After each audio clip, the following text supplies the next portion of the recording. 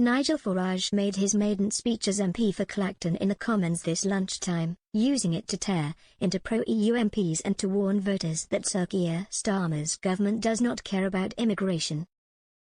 Mr Farage paid the traditional tributes to his Conservative predecessor and lavished words on his new Essex constituency, before blasting his fellow MPs for wanting to rejoin the European Union.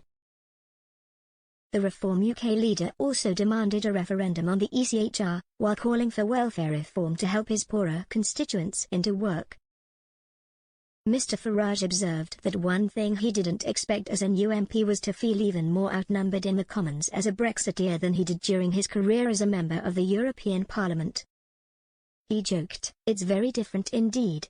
It's smaller, Terry's not a chauffeur-driven Mercedes available for each member, no large lump sums of money. I wonder whether that's why so many in the British political system seem to adore the EU so much. What I perhaps didn't expect was to come here and find myself even more outnumbered with my reform team than we were in the European Parliament. There were more supporters of Brexit in the European Parliament than I sense there are in this Parliament of 2024. He fumed, "This is a Remainers' Parliament. I suspect in many cases it's really a Rejoiners' Parliament." Mr Farage observed that looking through the King's speech, the word immigration is mentioned only twice, and asylum only once. He quipped that this is not surprising, as when Sir Keir Starmer laid out the 6 big priorities for the general election for the Labour Party he didn't mention legal or illegal immigration.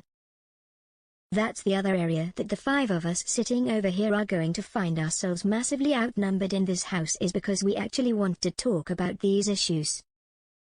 He described the ongoing population crisis as the biggest impact affecting people's lives, damaging their quality of life, and virtually nobody in this place even wants to talk about it, while warning that the UK cannot stop migrant boat crossings either with Rwanda or with smashing the gangs as Sir Keir Starmer has promised.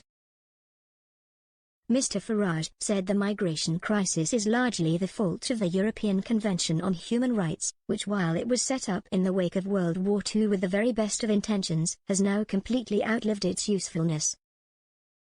He made a fun suggestion that the Labour government should go to the people with a referendum on continued membership of the court. Mr Farage paid tribute to his Clacton predecessor Giles Watling, whom he described as, "nothing even vaguely conservative about him but a jolly nice chap."